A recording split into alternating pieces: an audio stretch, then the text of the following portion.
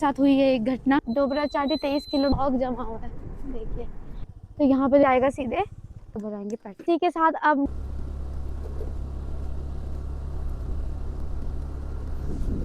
तो चलो मैगी खाते हैं, उसके बाद निकलते हैं मैं तो मैगी, ये देखो बस यहाँ का फेमस होगा, मतलब नहीं, वहाँ भगवान मंदिर जी को वही चढ़ता अच्छा पीछे वही जो चढ़ प्रसाद। हाँ अच्छा अच्छा ओल्ड हम आश्रम में बोला है। अच्छा और भक्त वत्सल भगवान जो हम कहते हैं ना कि अच्छा। भक्त के बस में भगवान होते हाँ जी, हाँ हैं, जी। तो अपने भक्त के उद्धार नहीं है। और यही मुझे एक छोटा सारांश देता। वैसे जो अंकल थे। गुड मॉर्निंग दोस्तों, welcome back to my channel. और आज की शुरुआत करते हैं एक नए व्लॉग के साथ। तो आज इन खूबसूरत पहाड़ियों से मैं संध्या आपके लिए लाई हूँ एक नया व्लॉग। तो आज आप सोच रहे होंगे हम इतने रेडी होके सुबह के 6:45 हम कहाँ जा रहे हैं।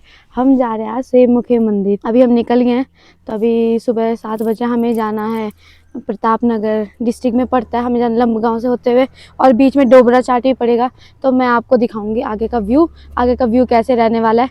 तो चलो चलते हैं। तो दोस्तों हमारे साथ हुई है एक घटना, और यहाँ पे पेट्रोल पंप पे पेट्रोल नहीं था, जो हम जनरली जहाँ पे भरवाते थे टिहरी में ही, गणेश चौक के नीचे। लेकिन अब हम जा रहे हैं सीधे आगे, देखते हैं। अंकल ने बोला है कि जाक में क्या पता हमें मिल जाए, तो चलो देखते हैं। अभी जर्नी में अभी से हर्स आने स्टार्ट हो गए, तो देखते हैं आज जर्नी कैसे एक्साइटमेंट वाली होने वाली है। डोबरा चाटी 23 किलोमीटर है। तो अभी रुको मैं आपको दिखाती हूँ। ये देखिए डोबरा चाटी 23 किलोमीटर है, और शायद जाक में पेट्रोल पंप मिलेगा, और हम इसी रास्ते से जा रहे हैं। इसी रास्ते से आगे लमगांव आएगा, तो आपको डोबरा चाटी का पुल दिखाएंगे, और उस पुल की खासियत भी दिखाएंगे। उस पुल की क्या खासियत है कि वो पुल कैसा बना हुआ है वो भी दिखाएंगे आपको। और एकदम फॉग जमा हुआ है पूरी, उसमें क्या झील में पूरा फॉग जमा हुआ है। देखिए ये देखिए, ये हसीन वादियाँ टिहरी की।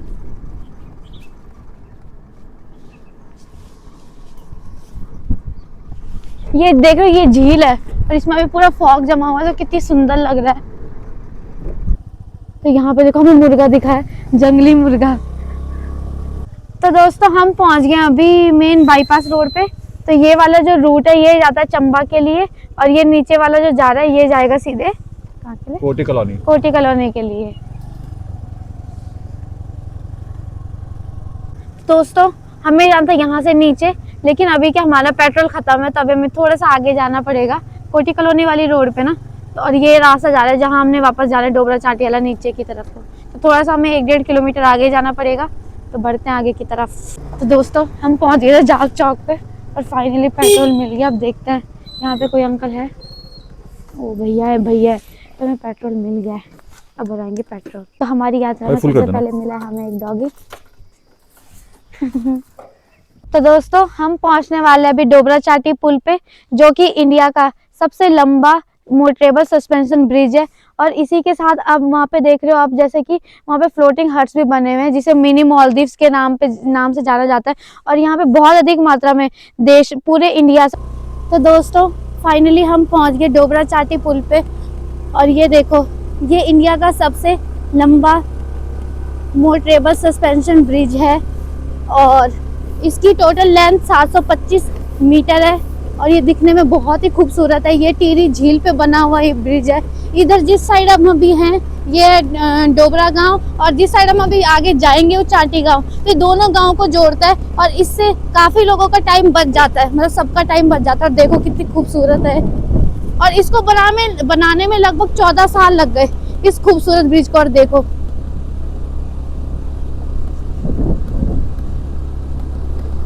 और यहाँ से टिहरी झील का नज़ारा बहुत अच्छा दिखता है, और वहाँ पे फ्लोटिंग हट्स भी आपको दिख रहे होंगे। तो देखो दोस्तों अब हम अभी गांव डोबरा में थे, और अब पुल क्रॉस करके हम पहुँच गए चाटी गांव में। तो देखो कितनी एक्साइटमेंट वाली बात है। हम निकल गए अब आगे की तरफ अपनी जर्नी पे। तो अब सीधे पहुँचेंगे हम लमगांव। तो हम लमगांव से थोड़ा पहले रुक गए थे, यहाँ पे रुके हम कुछ खाने के लिए, क्योंकि हल्की हल्की भूख भी लग रही है। तो यहाँ पे मैं आपको पानी का वो दिखाती हूँ। ये देखिए यहाँ पे पानी आ रहा है, एकदम स्रोत का पानी। और यहाँ पे कनके हमारे लिए बनाएंगी। अब पूछते हैं क्या क्या है इसमें। क्या लिखा है? पहाड़ी स्वाद भोजनालय। आंटी ने अपने भोजनालय का नाम रखा है पहाड़ी स्वाद भोजनालय।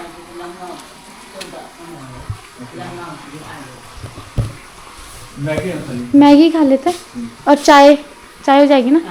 ठीक है आंटी, कितना दूर है अभी ये सेम मुखेम, कितना दूर होगा अभी, कितना होगा? लंबा यहाँ से 14 किलोमीटर 14 किलोमीटर। हाँ फिर वहाँ से आगे। अच्छा अच्छा। सो फाइनली हम खा रहे हैं मैगी, और मैगी खाने के बाद हम निकलेंगे यहाँ से लमगांव के लिए। सो लमगांव अप्रॉक्स यहाँ से 14 किलोमीटर है ना, 14 किलोमीटर है ना। तो चलो मैगी खाते हैं, उसके बाद निकलते हैं यहाँ से। तो यहाँ पे लमगांव रह गया, सिर्फ 12 किलोमीटर दूर रह गया। तो अब जाएंगे हम, कौन सी रोड से जाएंगे? अंकल को पूछना पड़ेगा। चलो आगे चलो, अंकल से पूछ ही लेते हैं। आई थिंक सीधी रोड लग रही है मुझे। मैं पूछ भाई लमगांव बाटू को बोलो। अंकल लमगांव जाने रास्ता ये वाले से? ठीक ठीक ठीक ठीक। अंकल में से भैजी बोल रहा। तो यहाँ पे हो रही है कुत्तों की लड़ाई। जाओ, जाओ। नहीं नहीं नहीं नहीं। तो ये हमारा पहाड़, जहाँ की खूबसूरत वादियाँ है, और इन वादियों में हम चले हैं। तो देखिए दोस्तों, इतने संकरे रास्ते पे भी ये देखो बस कैसे जा रही है। ओ भाई, ये बस तो हमें हो एकदम बगल से निकल रही है, छू के निकली है। तो ये देखिए दोस्तों, कैसे घास के पुरले लगा रखे हैं। और जगह इसको पता नहीं क्या बोलते हैं, लेकिन यहाँ पे हमारे यहाँ पुरले बोलते हैं। अब ये घास ऐसे स्टोर करके रखेंगे, और जैसे बाद में पतझड़ का मौसम आ जाता है तब ये घास यूज़ करते हैं, क्योंकि तब हरी भरी घास नहीं मिलती है, इसलिए। ये देखिए तो दोस्तों, हम पहुँचने वाले लमगांव।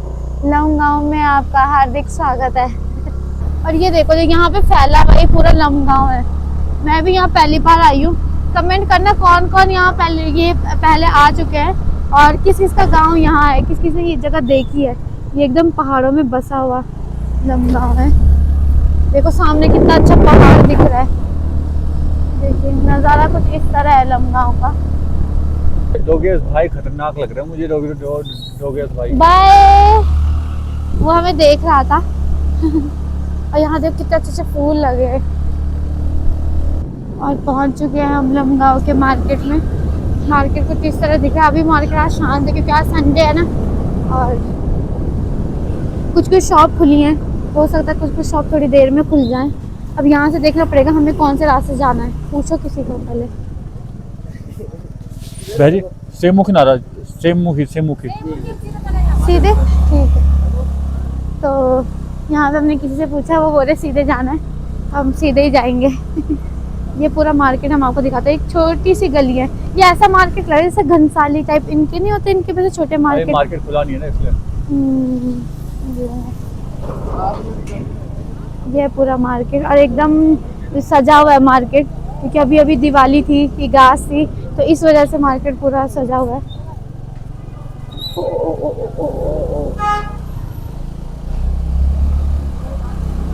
अभी कुछ दुकानें खुली नहीं है। और बढ़िया हम लमगांव से आगे की तरफ को।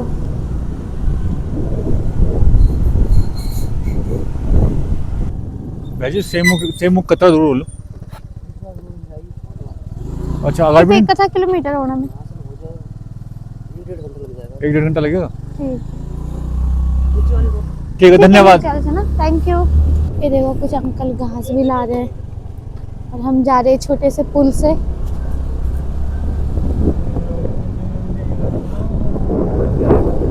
और अच्छी अच्छी धूप निकल आई है। सूर्य भगवान भी हमारे समक्ष प्रकट हो चुके हैं। पहुंच चुके हैं कंडियाल गांव, और इससे आगे का रास्ता आपको दिखाते हैं। हम आप लोगों को इसलिए ये रास्ता बता रहे कि कल को कोई भी आए तो उसे कोई दिक्कत ना हो। अभी जैसे अंकल ने हमें बताया कि नीचे वाला रास्ता जाना, 2 रास्ते जा रहे हैं, तो अभी हम डाउन वाले रास्ते में गए, कंडियाल गांव से जो होते हुए जाता है। और अभी एक और नीचे की तरफ जा रहे हैं, तो एक और रास्ता आएगा, हम आपको आगे दिखाते हैं।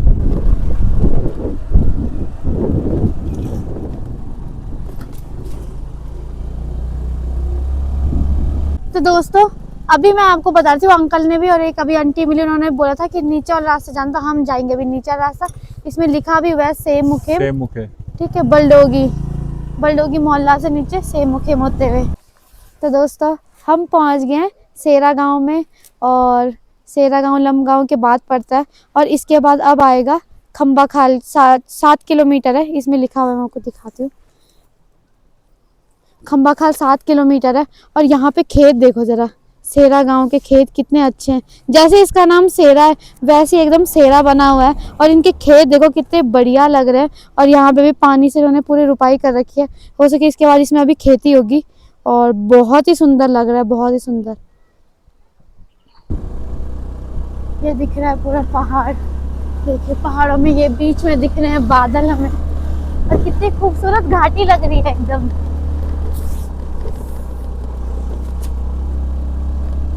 रोड थोड़ी सी खतरनाक है पर कोई बात नहीं।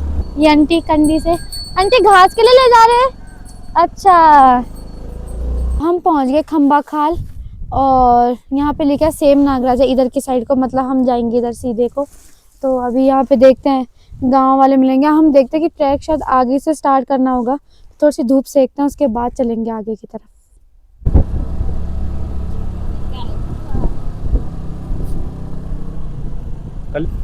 सब काम पे लगे हुए हैं। बाप रे, घास लेके जा रहे हैं। और यहाँ पे आंटी देखो कितना सारा घास लेके जा रहे हैं। देखो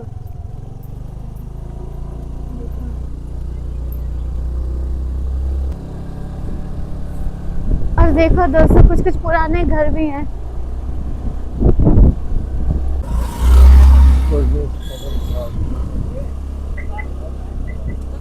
देखो कितनी सारी बकरियां जा रही हैं। आंटी यहाँ देखो कुछ लोग लकड़ियां लेके आ रहे हैं।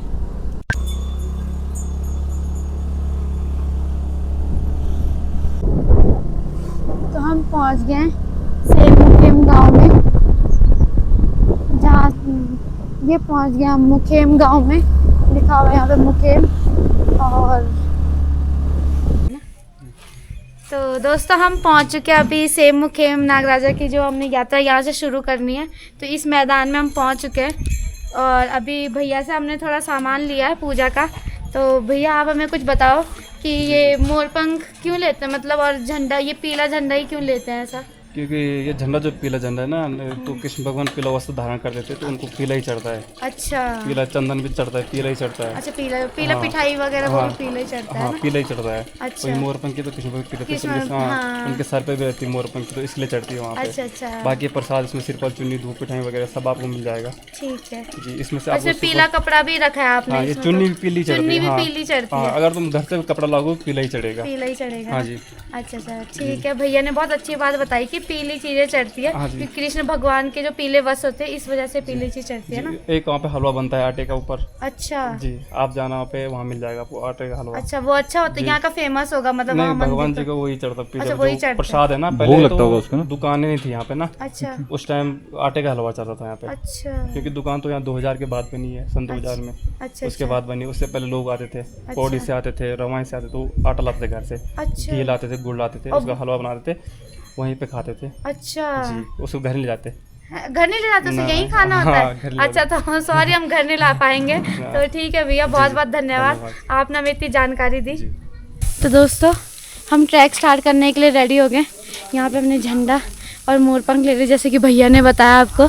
तो अभी हमें जाना है, इस चोटी पे जाना है। कहाँ पे? इस चोटी पे जाना है, बट आधे रास्ते तक ही जाना है क्योंकि 1-1.5 किलोमीटर के बाद आ जाएगा। तो यहाँ से हमारी यात्रा शुरू होती है। बोलो जय नागराजा देवता की जय। यहाँ से होता है ट्रैक शुरू।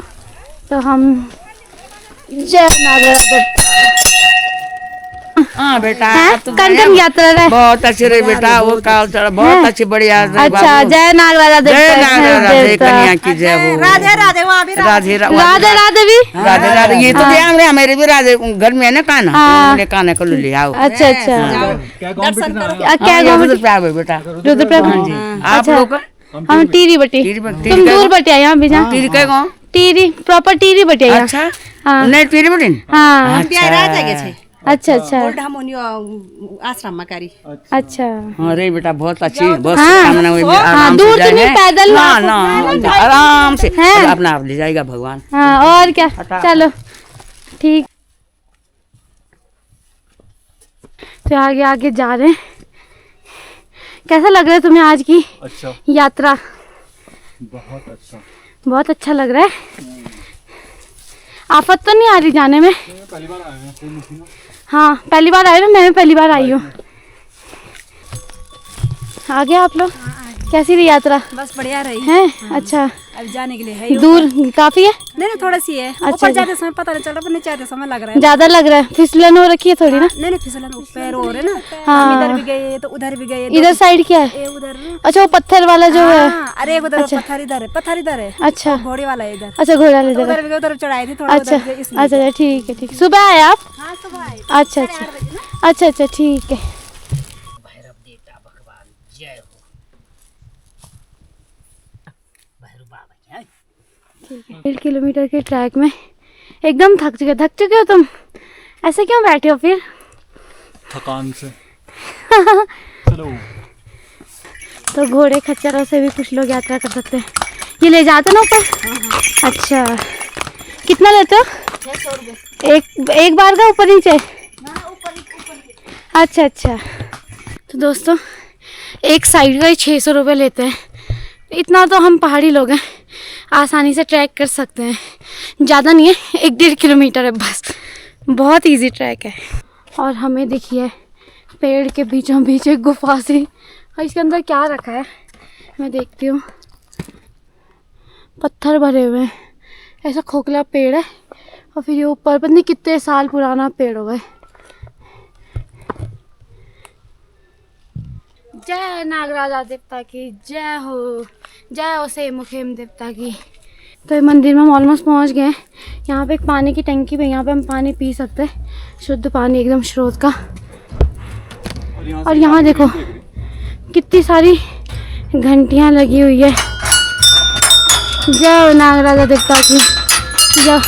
और लास्ट जब हम घंडियालधार गए थे तो अभी हमने आपको दिखाई थी कितनी सारी घंटियाँ, और घंटियाँ जो कोई चढ़ाता है तो उनका नाम लिखा रहता है।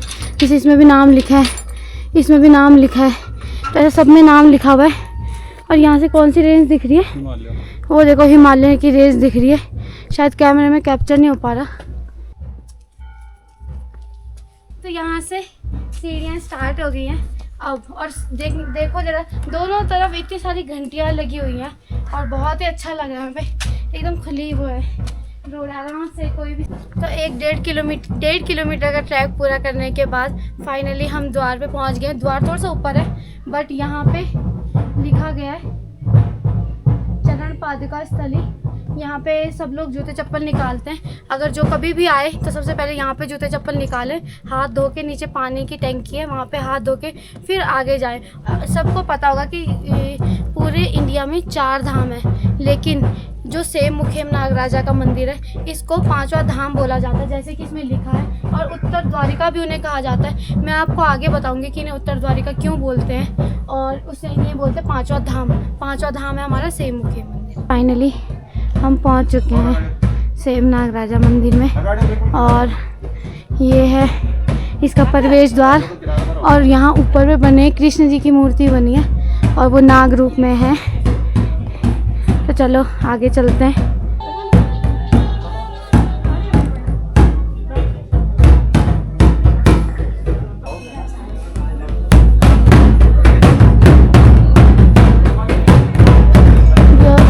ये मंदिर है, ये द्वापर युग का है, और इसकी पूरी कहानी आगे पंडित जी हमसे पूछेंगे। अभी एक अंकल दमाव भी बजा रहे हैं, तो अभी हम सीधे मंदिर में जाएंगे। मंदिर में शूट नहीं हो पाएगा, पर ये है।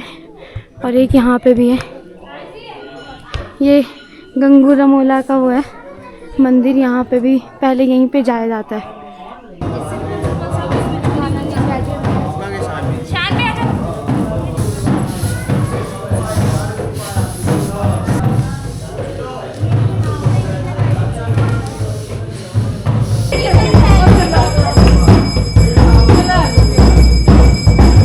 यहाँ पे हमने झंडा लगा लिया, इन्होंने लगाया झंडा। और यहाँ पे देखो कितनी सारी घंटियाँ लगी हुई हैं, देखो सब ने चढ़ा रखी हैं घंटियाँ। और हमने झंडा लगा लिया फाइनली। और अब जा रहे हैं हम वो पत्थर देखने।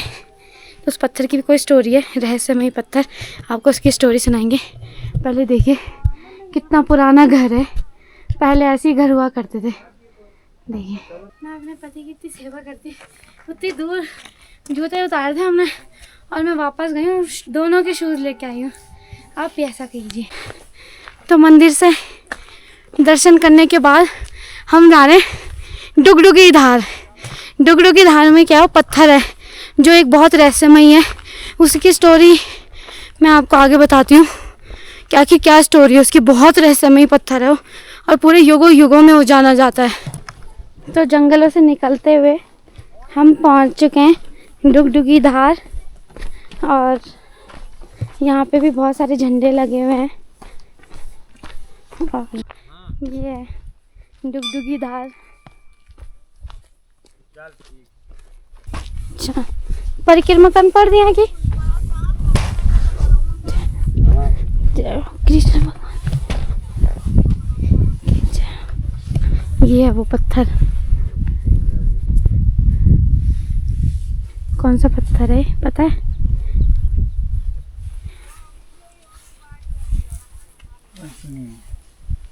ऊपर से यह पत्थर जिसमें झूला झुलाया था उन्होंने और पत्थर क्यों बन गए थे। तो पत्थर एक उंगली से हिलता है ना, और पूरे बल लगाने से पूर्वादि बल से नहीं लेगा ना। बिल्कुल प्रत्यक्ष है उसका। अच्छा। और उसका जो नियम है बेटा, आप चाहो तो दोनों हाथ से मिला सकते हैं। हाँ और जी। एक उंगली से मिला सकते हैं। हाँ और जी। एक हाथ से मिला सकते हैं। अच्छा। श्रद्धा भाव से तुम किसी चीज से मिलाओ। अगर आप पूर्वादि बल लगाओगे, पूरी ताकत लगाओगे, तो वो शिला नहीं हिल पाएगी। अच्छा नहीं लेगी। बिल्कुल प्रत्यक्ष है देखो उसका। मैं हिला के देखती हूँ। हिला के देख सकते हैं? बिल्कुल, वो आपकी इच्छा है महाराज। नहीं, उसके ऊपर नहीं जाते बेटा। अच्छा नीचे नीचे स्थान है। वो धूप जलाते हैं अच्छा ऐसे में ही ऐसे नहीं। ऐसे हिल रही है। ऐसे नहीं बेटा, जो ब्लॉगर में डालना मैं दिखाता हूँ। अच्छा इस आप प्रकार से दिखाओ। होता है उसका। ये देखिए आप, ये भगवान है नारायण। ये नारायण। ये है, हाँ जी। देखिए हाँ तो बिल्कुल हिल रही है। हाँ हिल अच्छा रही है। ये मेन सेंटर उसका। नहीं कहीं से भी बेटा, वो अच्छा। सेंटर का नहीं इसका, इसका तो अच्छा। उस आस्था का है। अच्छा आप यहाँ से भी जाओ, ये देखिए हिल रही है। हाँ और अब जैसे पूर्वादि बल किस प्रकार देख रहे हैं? हाँ नहीं हिल पा रही ना। नहीं हिल रही प्रत्यक्ष नहीं। उसका। अच्छा श्रद्धा भाव से आप चाहो तो इस उंगली को इस प्रकार से टच करो, अच्छा तो वो अपने आप हिलेगी। हाँ ठीक है। हाँ। पूर्वादि बल मतलब पूरी ताकत एक साथ, अच्छा उसको पूर्वादि बल कहा जाता है। अच्छा ये है उसका। इसकी कहानी भी सुना दो। ये नारायण शिला है बेटा, डुगडुगी शिव नामक स्थल, भगवान कृष्ण का दूसरा स्थान इसको अच्छा। माना जाता है। अच्छा। यहाँ 7 सेम पड़ते हैं। अच्छा। और 7 सेम में भगवान कृष्ण की एक शिला के रूप में पूजा होती है। हाँ तो जहाँ पर आप खड़े हैं, इस जगह का नाम डुगडुगी सेम है। डुगडुगी। शिला का नाम नारायण शिला है। इस शिला के ऊपर से भगवान कृष्ण ने माता मैनावती को चतुर्भुज रूप में दर्शन दिए थे। अच्छा और उन्हें 2 पुत्र वरदान दिया था, शिद्वा और विद्वा रमोला। अच्छा तो बताया जाता है इतिहासों के अनुसार कि यहाँ 7 सेम पड़ते हैं भगवान कृष्ण के। अच्छा और 7 सेम में एक शिला की पूजा होती है। अच्छा। द्वापर युग के जितने भी मंदिर होंगे, हर मंदिर में आपको शिला की पूजा ही करनी पड़ेगी। अच्छा। क्योंकि ये शंकर की धरती है। शंकर की धरती में है, लिंग में वास करते हैं भगवान शंकर जी। अच्छा तो इसीलिए यहाँ शिलाओं की पूजा होती है। केदारखंड नामक स्थल में जितने भी पौराणिक मंदिर हैं द्वापर के ना, तो हर मंदिरों में शिला होगी। शिला में ही शिला की पूजा होती है। ठीक है। तो यहाँ 7 सेम बताए जाते हैं। अच्छा जिसको मंदिर कहते हैं ना, मेन मंदिर जो है उसको परगटा सेम कहते हैं। जहाँ पर आप वर्तमान में खड़े हैं, ये डुगडुगी सेम है। डुगडुगी सेम। तीसरा स्थान तलबला सेम, तलबला सेम। चौथा स्थान गुप्ता सेम, 5वें स्थान आरुणी सेम, छठा स्थान बारुणी सेम और 7वें स्थान लुप्त सेम, जहाँ से भगवान श्री कृष्ण मथुरा वृंदावन को वापस किए थे। इस प्रकार 7 सेम पड़ते हैं। और 7 लाख सल्लाण 9 लाख तुम्हारे भगवान कृष्ण ने पैदल यात्रा की थी।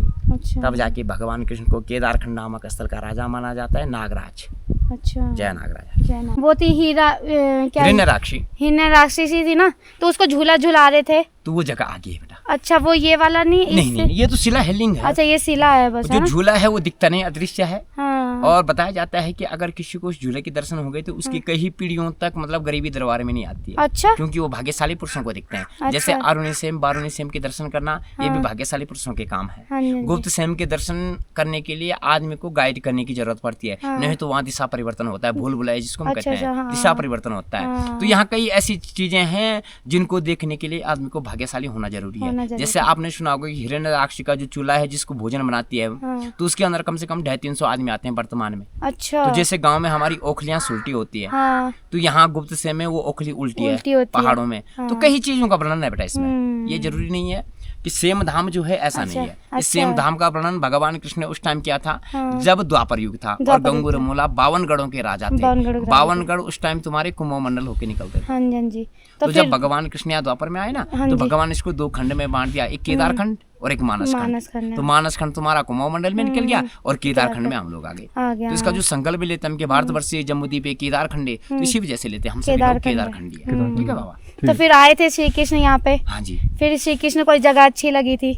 जगह नहीं, भगवान कृष्ण जो आए थे, जो कालिया नाग जी है ना, हाँ जी, वही हाँ जी। गंगूर मोला है। अच्छा। और भक्त वत्सल भगवान जो हम कहते हैं ना, कि अच्छा। भक्त के वश में भगवान होते हाँ जी, हाँ जी। हैं, तो अपने भक्त के उद्धार के लिए भगवान कृष्ण को स्वयं यहाँ आना पड़ा। स्वयं यहाँ केदार आना खंड पड़ा। में कालिया नाग ही गंगूर मोला है, और कालिया नाग के उद्धार के लिए भगवान कृष्ण को यहाँ आना पड़ा। और जो पौड़ी में वो है, जो वो दाना नागराज, दाना नाग, ये सब वो बाद भी में किया इधर ही स्थापना आए है। ना फिर वो।